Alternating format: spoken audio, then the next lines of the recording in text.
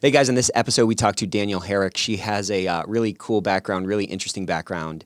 She's an absolute problem solver, and she has so many great rules of thumb that we get into in terms of building a program, in terms of rolling things out that are actually effective to drive that culture of integrity that really separates us from our competitors. So enjoy. Welcome to the Ethics Experts, where we're elevating ethics and compliance and HR to the strategic level it's supposed to be. Hey everybody, welcome to the Ethics Experts. If it's your first time joining us, welcome. And if you are a returning subscriber, hey bestie, hope you're having an amazing day. You have such an amazing smile, and this world is a better place because you're in it. You see what happens when you subscribe to the Ethics Experts? You get a bonus greeting on every single episode. So join us as we change the world by fixing our workplaces. I am here with Danielle Herrick. She's a seasoned ethics and compliance professional currently working in the energy space. How's it going, Danielle? Great. Glad to be here. Hi, everyone. Glad to have you on. So I want to just kind of dive in. I always love to hear people's story of how they got into the ethics and compliance game. So, when you were a little girl, did you want to be a compliance officer? I don't know that anyone starts out wanting to be a compliance officer when they're young. I think maybe it's more common nowadays. There seems to be more formal education in the space, but Yeah. I actually have an interesting story. I think I kind of fell into it, which is probably not that uncommon. So I actually worked with adults with disabilities when I was in college and shortly thereafter, and I really thought that was my career path. I was going to continue working kind of in social services, but working with adults with disabilities. I really enjoyed that type of work. I moved to North Carolina and continued that effort. And it's interesting how regulated working with adults with disabilities is, especially from a funding perspective. There are all sorts of requirements, especially for the staff that works with the different agencies. They have to have certain training requirements in order for funding to be obtained, certain years of experience, et cetera. And after I had worked actually managing a group home with adults with disabilities for a couple of years, I moved into a more of a training and compliance role with the organization, helping to make sure that all of our staff met the required qualifications. And it kind of blossomed from there. So very early in my career, it was really more focused on credentials in that space and training compliance. And then I shifted a little bit more to other areas of human resources compliance, leaves of absence, FMLA compliance, ERISA compliance, before I really moved into what I tend to describe as a more traditional corporate compliance and ethics role that I've probably been in for the past 15, 18 years or so. How did you get involved with working with adults with disabilities? So it actually happened when I was in college. I took a part-time job and it Just was randomly?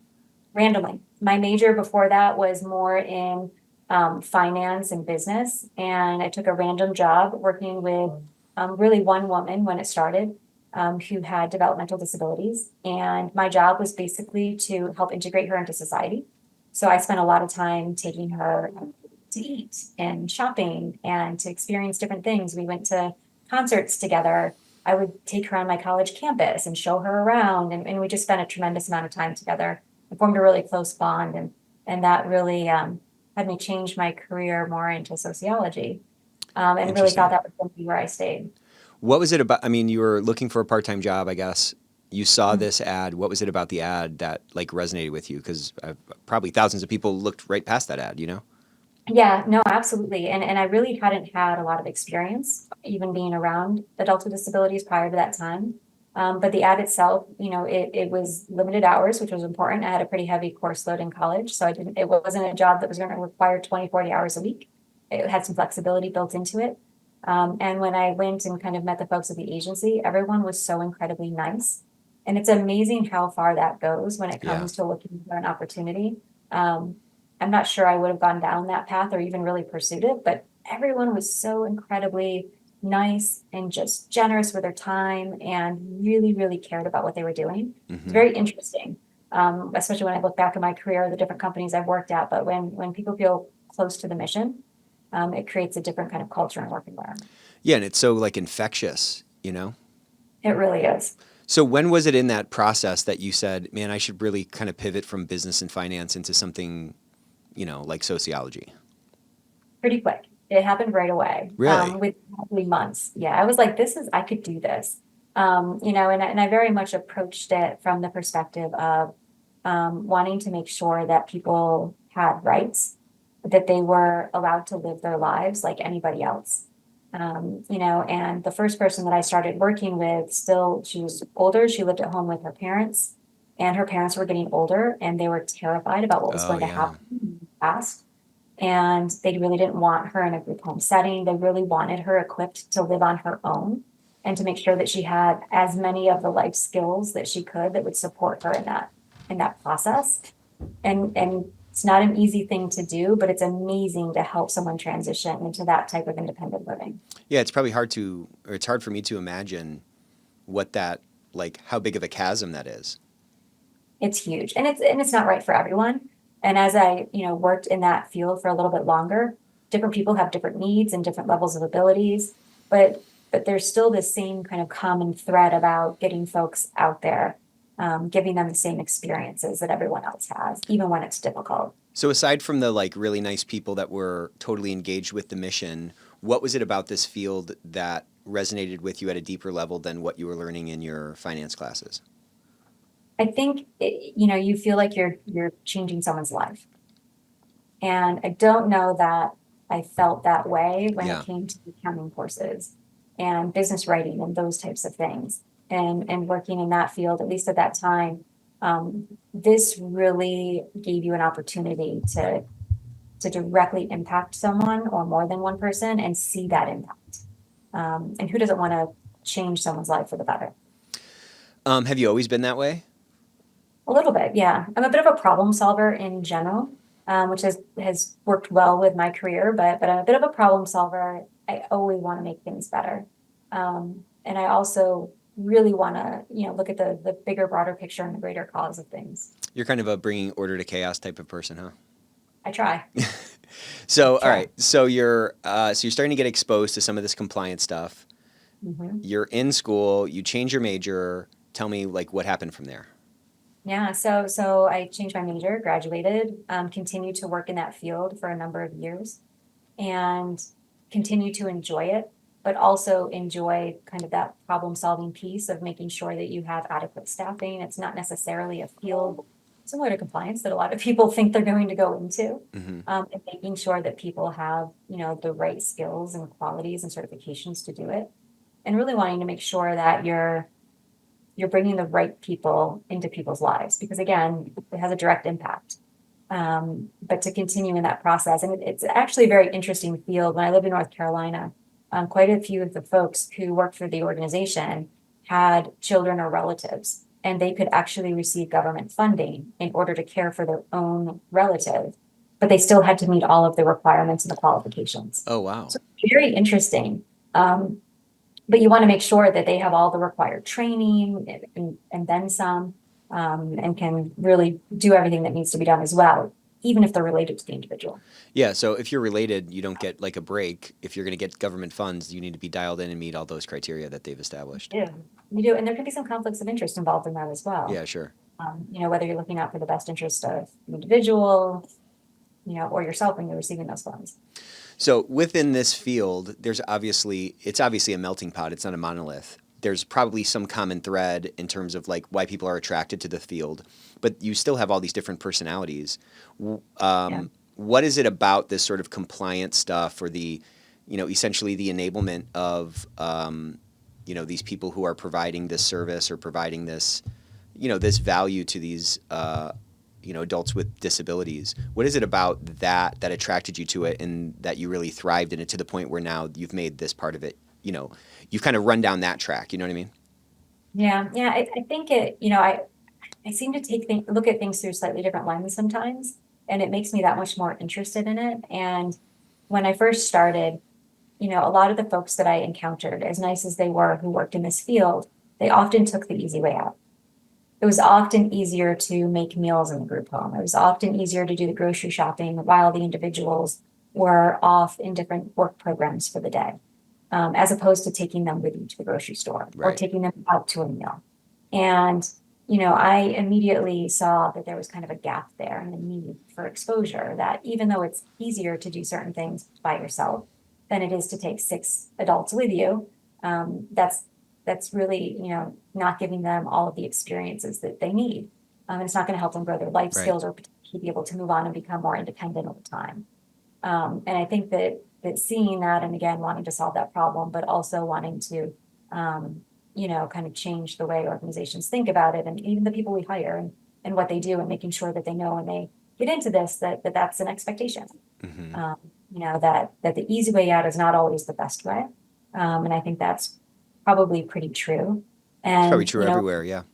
it really is. And even when I transitioned into a more compliance or office administrative type role, I still worked very closely with the individuals that the organization supported, but still really cared a lot about kind of how we were structuring the company going forward.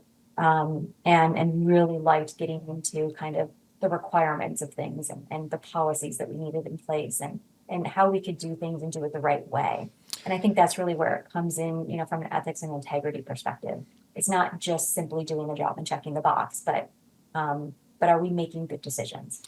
Do you feel like your drive to help folks do things the right way was really kind of based in your belief in the like value that doing things right in this realm, like doing things right in this realm really matter because of what we're trying to do? Like, was that the basis for it, or was it really more holistic to say we should just be doing things right in general? I think it was more holistic than that. Especially since I've transitioned to other industries and kind of maintained that same Yeah. philosophy of things. So I think it really is more holistic, and it's not always black and white, right? When you're talking about what is the right thing, it's not always going to be extremely clear. And I think those nuances make it even that much more interesting Hmm. when you're trying to help people kind of make good decisions and to think about things from different points of view and different perspectives and analyze the risk that's associated with it. If it was always black and white, I don't know that it would be so interesting. Right. But I think that it's definitely a more holistic approach. Okay, so you're in this field and then you move to another field. So talk to me about that. What was it about? Like, how did you know you were at the end of the runway, or what was it about the next opportunity that was engaging enough for you to kind of take that plunge? Yeah, I mean, I really think that once I made that slight transition into a more kind of compliance role, it took off from there. Got it. And it really became an area that I wanted to focus on. I'm really big on learning everything I can about a particular area. I wanted to obtain certifications. I wanted to see what other people were doing. I read all the books, I read all the online papers that I could get. But I really kind of jumped in with both feet and it took off from there. And I do, even though I tend to refer to some things as corporate compliance, more traditional compliance, I have a really broad view of what compliance is. And my roles have varied over the years. Because there's been so many years. But it's varied where it's had different kind of concentrations in different areas, but I've always been more of a generalist. So I've always looked at compliance in a number of different areas. So even when it was more on employee relations and HR and even ERISA and benefit plans and leave of absence compliance, and then transitioned into more third-party risk management, bribery and corruption, conflicts of interest, sanctions, all the good stuff. I've always kind of kept my foot in kind of that employee relations piece because there's such a heavy overlap with other areas of compliance and wanting to make sure that employees are well trained and that they do make good decisions. But I absolutely jumped in with both feet, and I'm a big believer that I'm also a compliance realist, but I'm a big believer that if you can create the right culture at an organization, and if you can really work with people on making good decisions, asking questions, speaking up when they need to, that it's less about the law and the regulations and the acronyms that go along with it. It's less about the minute details in a policy. Because generally speaking, they're going to try and make good decisions. They're going to try to do the right thing, and they're going to ask questions when they don't know. And that goes a really, really long way. But I think it ties in nicely to most human resources organizations and kind of some of the areas that they focus on as well. So, I think you kind of touched on this a little bit, but you said, you have a kind of a different view of compliance. Let's dive into that and unpack that, because if it's going in the direction I think I might have a similar view as you. So I think it's interesting. I go to all sorts of conferences. I talk to a lot of peers in my network, and I sometimes feel like those in the compliance and ethics space, have more of a rainbows and unicorns perspective. They talk about all these great things they're doing, all of these interesting, innovative trainings, all of these cool things they put into their policies and these, the technology they've implemented for all of these certifications and all of these fancy, fancy things. And I'm just much more of a compliance realist. So I know that my employees don't read my code of conduct. I know they're not reading my policies. Right. I'm thankful and happy if they have a question and they search for it and they find the answer. And I feel like that's a really big win. But I'm Right. not going to go on and talk about how great my code of conduct is and how much my employees are learning from it and enjoying it and the impact it's having when they're not reading it. Right. I know they're not reading it. I know most people in my direct function aren't reading it cover to cover, right? I mean, they'll look at different sections for specific areas of interest, Yeah, I haven't even read mine at my company. I'm just kidding. right? But Hey, oh, but why do you think people spend so much time talking about that thing? You know what I'm saying? I mean, is it just a new shiny object? Is it just something that they love the idea that of it really being this force of change in people's lives? Do you know what I'm saying? But like, because like I agree with you. Nobody reads it. You know, and well, I'll make this point in a second. So I mean, why is that? Why is it like why does it get so much freaking airtime? Is my question.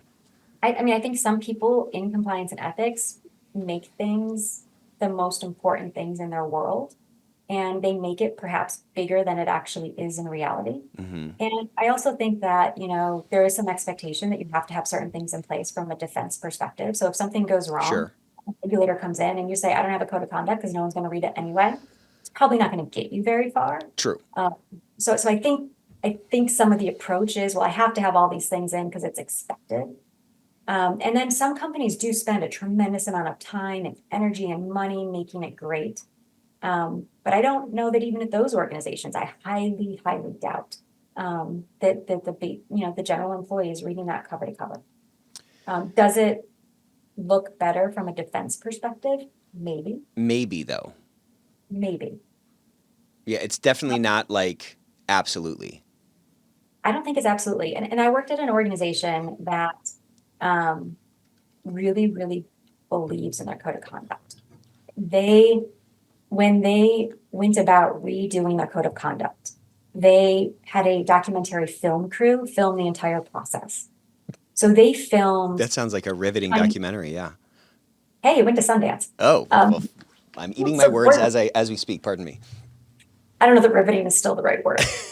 So they had a documentary film crew film kind of the experience of how they came up with the name for the code of conduct, the involvement of the board, how they vetted it around the world in focus groups with all of these different people to try and get the language exactly right.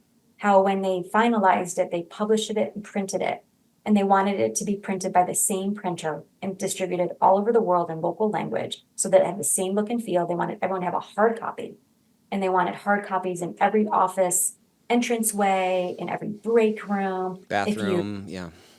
If you lost your copy, there was a formal process to request a new copy. I mean, they really did it, right? I mean, if you're rolling out a new code of conduct, I mean, it came out with a film that everyone was required to watch. They had a trickle down release.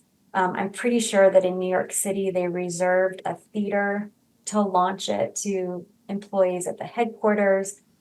Every level of management was involved in launching it to their team. And I know for a fact that the vast majority of those employees didn't read that code cover to cover. Right. Did So, they certify that they did? Yes. but let's I want to talk about that certification thing in a second, but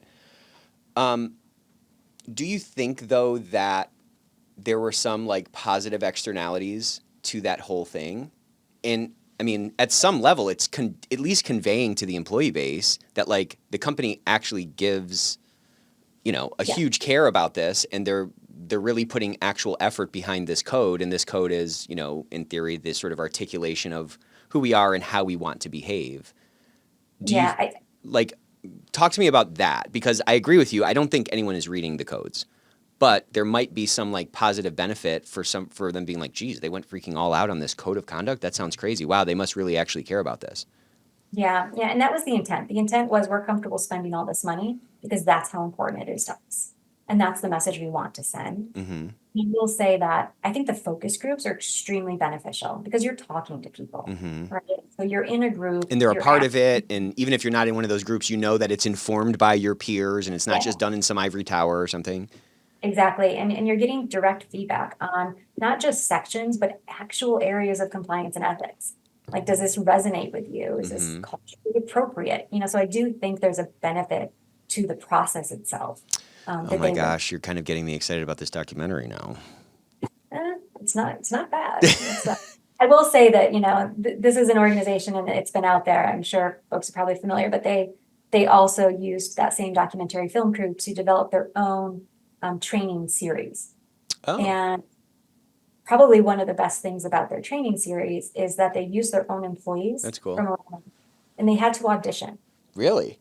Ran it just like a film audition. Oh my gosh. And I actually helped create one of the courses with them, and I would sit in a room and we would have the most senior executives come in and audition. And the producers would be like, pretend you're a tree. And I was like, I don't know what we're doing. But they ran it, they created these quote unquote films. I think that I did the 9th one when I was there, and I think there's maybe even more than that now. But the employees loved them because they saw people they knew acting as villains and in weird roles. So And fun, yeah. yeah, so even if the topic wasn't necessarily particularly riveting, the way it was done was quite cool. And people liked that. They liked seeing people they know, So which was in. you're kind of describing this type of company that's kind of this unicorn company, because I have hundreds of conversations with compliance people all the time, and everyone is talking about the same thing. It's all about the tone at the top. Man, if you don't have that tone at the top, you are swimming upstream. It sounds like you were in an organization where that tone at the top was like dialed in, full endorsement to all these things to reinforce the behaviors that are going to drive, the manifestation of our company in the marketplace. But I'm also kind of reading between the lines that it wasn't like this silver bullet. Exactly. And it came about after wrongdoing, which I think is often the case. This full So court press was like a response to some wrongdoing. response to wrongdoing. And it did change and shape the culture of the company The to a wrongdoing great. did, or the The response, or wrongdoing both. did and the response Okay. both did. But so it came after an event, right? So there was an event, and then this was the response. And the response lasted, though. It wasn't something that kind of kicked Right. off. I mean, I worked there almost 12 years, and that was a number of years ago. And that same approach is taken today. Wow. Okay. Um, and so it was a long-lasting impact on the organization. But when you actually talk to the employees, and maybe even more so now that it's a little bit after it had Yeah, originally started, but when you talk to them today, are you actually reading the code? Have you actually read it? I don't think they actually are. But I think that there's other things that have been learned about what actually does work, what actually does resonate with people. Right. I It's guess not there's necessarily publishing things. Yeah, it's not necessarily publishing things, but it's almost like if you don't have that full court press where there's like a willingness to spend a couple of bucks and experiment, then the odds of you making one bet that's going to totally work is a lot lower, I think it's a lot lower. And I think too that, even though I've described this really kind of top down, there was a lot of engagement throughout. So they Sounds like it, really yeah. didn't limit it to top. There's a lot of middle management engagement. There was a lot of, requirements put on people. And there was a fair amount of competition for teams to make sure that their groups had completed 100% of the annual training and that they had all completed their certification that had to be.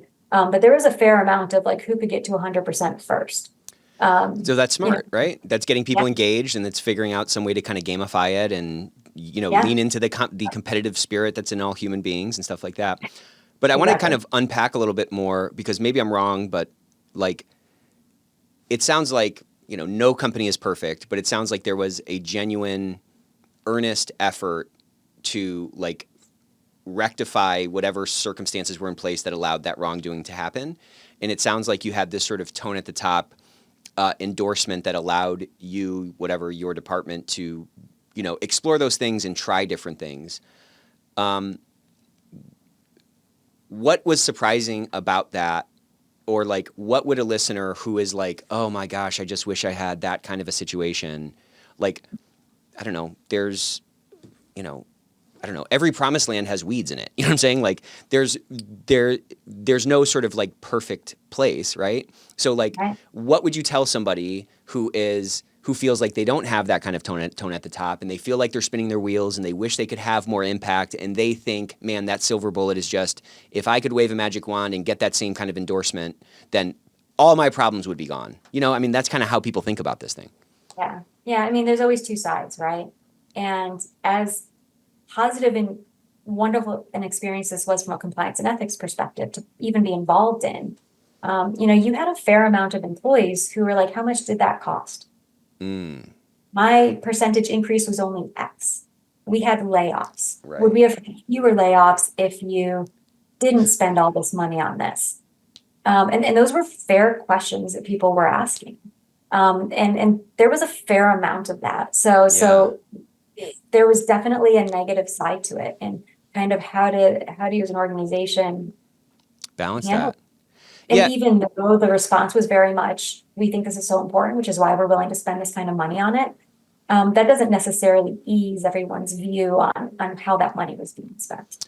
That's a great point. I had never even really thought about that. But yeah, if on the one hand you're spending all this money to put a Hollywood, you're trying to get into Sundance and you're doing Hollywood style, trainings, and this code of conduct is printed, it's like a bunch of coffee table books sent around. And then on the other hand, you have all these layoffs. Guys are like, this seems like maybe a bad waste of money, and maybe we're spending money in the wrong place or something. So yeah, that's an interesting kind of mixed message that people could be left with, maybe a different taste in their mouth than what was intended.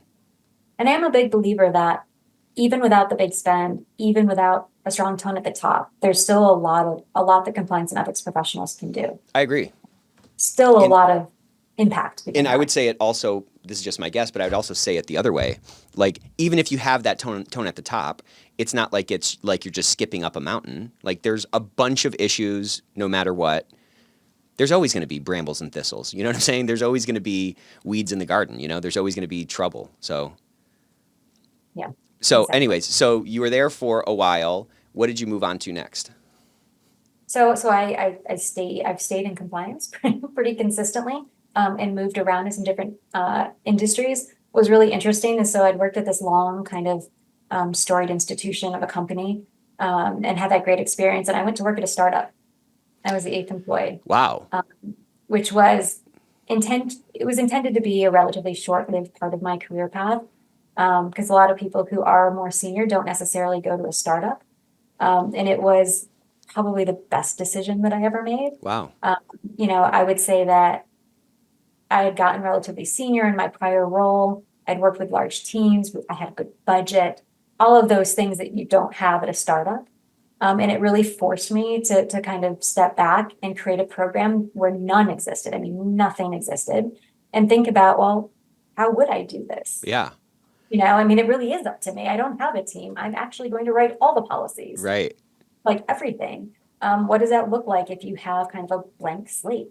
And on top of that, if anyone's ever worked at a startup, that you're also the one that sometimes runs to the post office to pick up the mail. And you're the one who sees something pink come through that you've got to deal with a tax notice in Texas, things that you've never done before. And it's all hands on deck. There's not any people who are necessarily experts in everything. Right. So you're building a program from the ground up, with very much a blank slate, not a lot of funding, and also trying to build a company.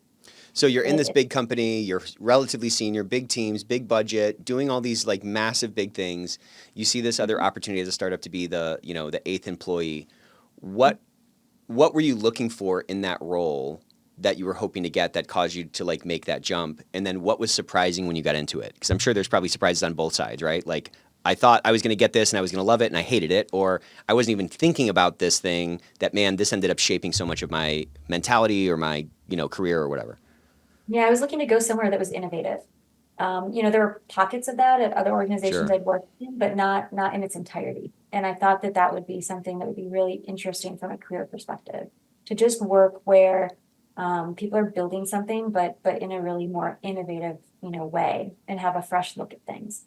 So that was really kind of the drive to go there. And from a compliance perspective, to also have the ability to make all of the decisions and all of the recommendations, and really help kind of start with the foundation, a really solid foundation, hopefully, for a company, I think is really enticing. Mm-hmm. that opportunity doesn't come along, and it actually works well with kind of my personality and that I'm a doer. Sometimes that has a negative connotation when you become more senior in different roles, but regardless, you can still accomplish things and be a doer. But it worked well for me because I was willing to do the work.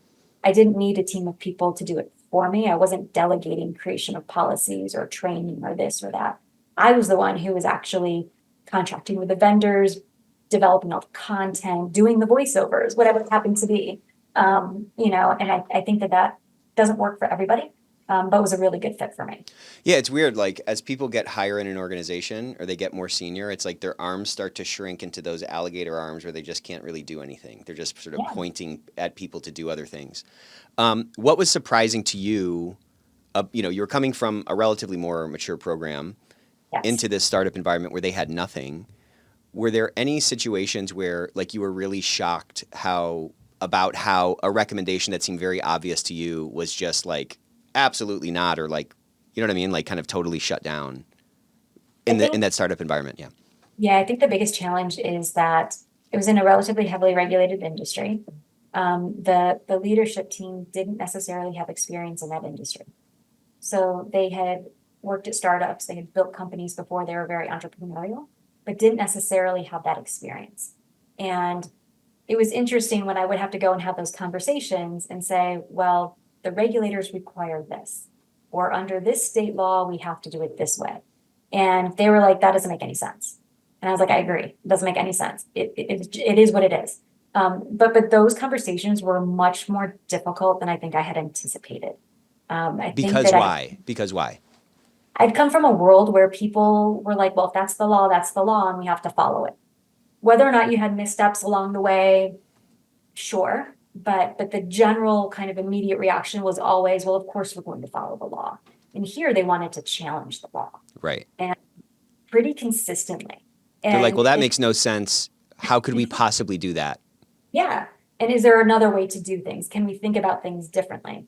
It's that entrepreneur mind. Yeah. It is. And it challenges you as a compliance professional to say, well, is there other ways we can do it? To really think about it. But it was definitely a bit more unexpected, but healthy as far as negotiating, with people over how we were going to move forward. So you're stepping in, you get this blank canvas and now you're going to build your entire, compliance program masterpiece. How did you start to assess which elements you needed to start to put into place first? Was it just going down the list? Was it looking at the business and seeing like what's in place that I can leverage? Like, how did you start to approach that? And what kind of hacks did you develop, or like looking back, what would you have done differently, Yeah, so I tend to take a more methodical approach, which I don't know if I would do in hindsight. But the first thing I did was build a regulatory obligations matrix. I wanted to make sure we all knew what all the regulations were that we had to follow. Okay. I felt like that was a good starting point because that would drive policy.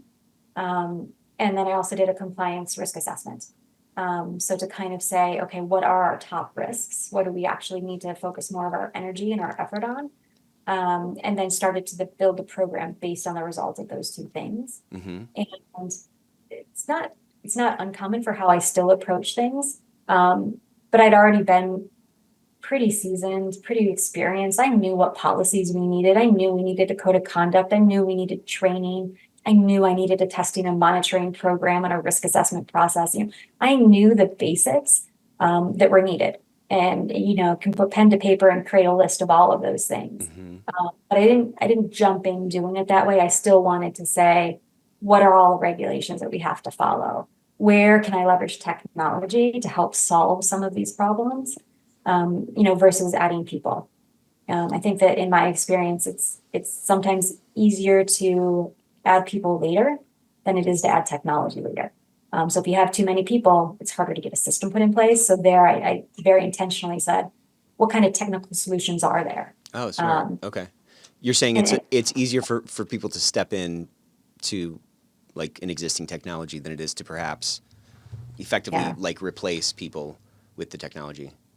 Yeah. I mean, I've seen companies that are very people heavy and less technology driven, and I don't find that to be as scalable. Mm-hmm. And I think that if you can get that technology in place and then determine what your team looks like, both from an organizational design perspective and from how many folks you might need, And it may not be what you thought once you've gotten some of those solutions in place. It makes it a little harder if you're a team of one to manage the technology and the program before you've built the team.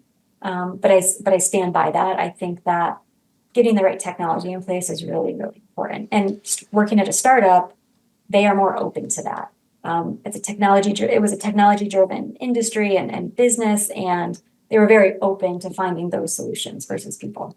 So, like, how did you navigate like, there was no compliance in place. You're coming in and you're saying, hey, here's a law we have to follow. And they're like, I haven't even been thinking about that law. I'm just running here. How did you balance that? Like, how did you not fall into the trap of like being the anti-business or the anti-startup department? Yeah, I was very careful as far as how much I chose to vocalize different things we needed or what I was working on. Okay. You need to know all the nuts and bolts necessarily. Yeah, right. It was information I could share as an FYI, but why? If I didn't actually need their input, I kept it to myself and I built it and I put it in place. And Okay. that I think helped so that when I did vocalize different things, there was an immediate level of focus and emphasis on it because they knew it Yeah, was you weren't important. crying wolf. Yeah, exactly. It wasn't going to bother them with the mundane things that we all knew we needed, because that just wasn't something that they were going to focus on at the same time. But I do think that that is a real risk that you face, whether it's a startup or not. Is how you kind of interact with the business in that regard. And because I come from it as a problem solver, I'm trying to solve business problems as well. I want to know exactly what you do, how you're going to do it, what is it going to look like so that I can put the right controls in place along the way so that as they're building, I'm building with them. And it's not something where I'm going to come in after the fact and be like, you did that wrong, or you should have done this, or now we need to do this and it's going to change everything. But making sure that I was engaging with the right people, and it's not always the top people, but making sure I was engaging with the right people so that I could identify compliance and ethics related concerns or controls that they needed very early on, was helpful. Yeah. I don't think, well, let me ask you, do you think everybody in compliance is like a problem solver like that? I don't think so. Yeah, I don't think so either. And I've worked with a lot of people who don't approach it that way. Yeah, I agree. They think it's sort of more black and white and it's binary and like, well, this is it. And it's just like, well, there's 1,000 ways to skin a cat. So, Yes. you know what I mean? Here's a policy, you have to follow the policy. I have to provide training. I'm going to do my training at this time, even if it's the worst time for the business. I'm going to require 100% completion, and this is how we're going to do it. Right. And that doesn't work everywhere. No, and also like not everybody can achieve what you're talking about in various, environments or circumstances, Yeah, and it doesn't make sense. All of those companies who offer all of their compliance and ethics training during someone's first 30 days of employment, how effective is that? How much of that is It's a actually joke, yeah. Or do you do it because everyone's does it that way, and you've always done it that way? And why not offer gifts and entertainment training the first time someone signs up for access to the travel site, There you go. or the first time they access iExpense or whatever the expense reimbursement portal is? Why not know what your high risk countries are from a bribery and corruption perspective, and get a travel alert so that you can then send them a notice saying, hey, I see you're traveling to India. They have a high risk of corruption. Here's a couple things to keep in mind. There's this. Yeah. Yeah. There's this interesting thing that I think our market is kind of maybe more than anywhere else, like influenced by. And it's like, how much of what we're doing is a function of like something that some company came up with on like, here, buy this, do this way. And there's this crazy price with it.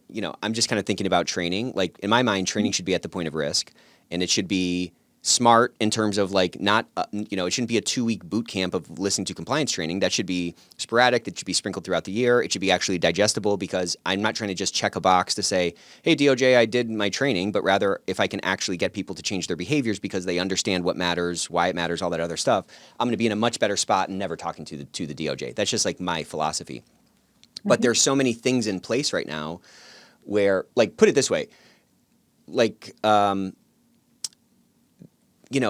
we are totally dependent on fossil fuels because everybody's just sold fossil fuel cars. Right. Right? And so who knows if we would be able to like develop a new type of engine that wouldn't rely on fossil fuels, that would be cleaner or more efficient or cheaper or whatever. At this point, it's like it's all so entrenched. There's almost like no near term chance of us like getting off of that platform that's been established. I feel like there's some things like that in our industry. You know what I'm saying? Whether it's these massive trainings that take all these hours and things like that. How do we get out of that? Like, is it just going to take time for that to trickle out? Is it going to take people like you who are problem solvers, who are really looking at this thing with fresh eyes and to say, well, what's my real objective and how can I solve that, irrespective of like the status quo, like heuristics or rules of thumb that are in place? Yeah, I think it's going to take more people who are willing to take a chance and for things not to work. And that's what I learned in the startup, right? Like, it's okay to fail, and that's how you learn the most. But if we don't try different things, we're not necessarily going to know what works and what doesn't. Yeah, right. And people have to be willing for it not to work. And I think from a compliance and ethics perspective, we're so ingrained in, regulatory risk and having to follow the law that failure, we see it as not an option. When in reality, I think it's okay to fail in some cases, Totally, right? I don't think that's the law necessarily, but when it comes to how we implement our programs and how we do things, it's okay if we don't get it right. But you also need an organization that's open to that. And not all organizations' culture is built around that fail fast mentality. Right. It's okay if it doesn't work and you can try it again. So as you've moved on from that fail fast environment where you were able to stand up a program and paint this sort of masterpiece, how has that influenced other experiences you've had? Has it let you be more flexible, more creative? How has that played out? So I've tried to keep a lot of what I learned kind of in that startup environment with me, even if the rest of the organization may have a slightly different approach or culture around things. And I think that I've definitely tried to make sure that you cannot overemphasize the importance of being familiar with and involved in the business. Yeah. And, compliance and ethics is not a function that should sit in the back room and wait for someone to come to us and ask a question. And I work in the energy sector now. It is not my sweet spot by any means to even try and figure out what we're doing, how we're doing it, the questions I have to ask, the demos I have to get. But it's really, really important to me to understand what we do and what difficulties people encounter on a day-to-day basis. And are there areas I can help improve? Even if it's not traditionally thought of as compliance and ethics, it gains knowledge on both parties and just awareness. Mm-hmm. And I've spent a tremendous amount of time just talking to people and trying to figure out what it is they're doing. Where are the risks? How can I help with that? And not just help from a compliance and ethics perspective and that risk, but just in general, can I improve their process? If I have a bunch of manufacturing employees who don't have access to a laptop, and then I launch an annual code of conduct training that they have to take with a laptop. Right. How does that work? Where are they going to do that? Yeah. On Saturday? Right. How are they going to do that? And how are we going to pay them for that when you don't want to take them off the line, right? For anything at all? Like, what does that look like? And it's interesting because, manufacturing is a big part of my current company. And when I've talked to peers in manufacturing, when I say, well, tell me about your manufacturing program. How did you figure that out? Their programs look exactly the same as their corporate programs. Mm-hmm. And I'm like, that doesn't make any sense.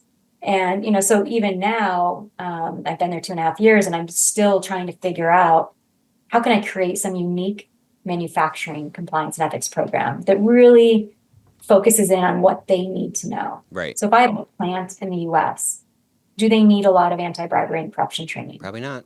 Probably not. Do they need a lot of conflict resolution training? Yeah. Yes. Ton. Is that traditionally my area? Probably not, but that's what they need. How do we deliver training? Is it going back to printing? Should I give them a printed code of conduct in their break room? Probably. That's probably a great environment for that type of approach. Right. If I send an email out to all of my employees, they're not. Who's going to read it? Yeah. They're not reading that. Is there a way for me to give them a text message? Because that's how they communicate with their supervisors and managers. But it's, kind of taking that thought of, if I'm trying to build something, and in this case, yes, we have a program, but I wouldn't say we do that's specific for manufacturing. If I'm trying to build something like I did at a startup, what do I need to know about how they operate on a day-to-day basis? Yeah, it forces you to just bring those fresh eyes to it and really sort of think about it with a clean slate, And to challenge, executives and other leaders in the organization who have always done it a certain way. So I know we're right at time here. I did want to just quickly mention this post you put up recently. It was like an orange post on your LinkedIn, and it said something about, why are we having people certify that they've read their code of conduct? We should rather do X. So I want to talk about that briefly if you have time. Yeah. But what really resonated with me is it's like no one's reading it, and then you're making them certify. It's like you're forcing them to lie or something. And you know that going into it. Exactly. Right. Right. And you know, if I had $1 for every time someone said, "You've never told us that, we've never seen it," and I'm like, but I sent you an email, or I did this and I did that. They're just not reading it, Right. right? I mean, they're telling me every day they're not reading it. So what do I want them to do? Do I want them to know where to find it? Do I want them to review it when they need to? Do I want them to certify that they're going to raise concerns? And am I going to put enough language in there that they don't have to go to the code to know what they're certifying to, right? I think it's really, really important. And I don't want someone to immediately lie. Yeah, that they've right. read. My code of conduct at my current organization, which I'm in the process of updating, it's over 50 pages long, mostly text. Who's going to read a 50-page code of conduct? I'm shocked you read it. Just kidding. Yeah. Well, I have. You know how hard it is to update it? I'm sure. Yeah. So hard. But I can't ask people to say they read it when I know for a fact that 99% of the time they probably have not. Mm-hmm. So we have to know that going into it and use language that doesn't immediately set people up for failure. Great. And where can we get a level of comfort that they've done something and that they can be truthful in their certification. Right. And I usually settle at that they know where to find it, that they've received it, that they will review it when needed, and that they'll report concerns they have. There you go. But I think that's the best way to do it. Yeah, and it's way better than making them lie to the ethics and compliance officer or to the ethics and compliance office on their first interaction. So this was so fun. We are right at time, so I will let you go. You are the coolest. This was really a great conversation. Thanks for being so generous with your experience and your ideas. This is awesome. Absolutely. Thank you. I appreciate the time. Absolutely. Take it easy. Bye.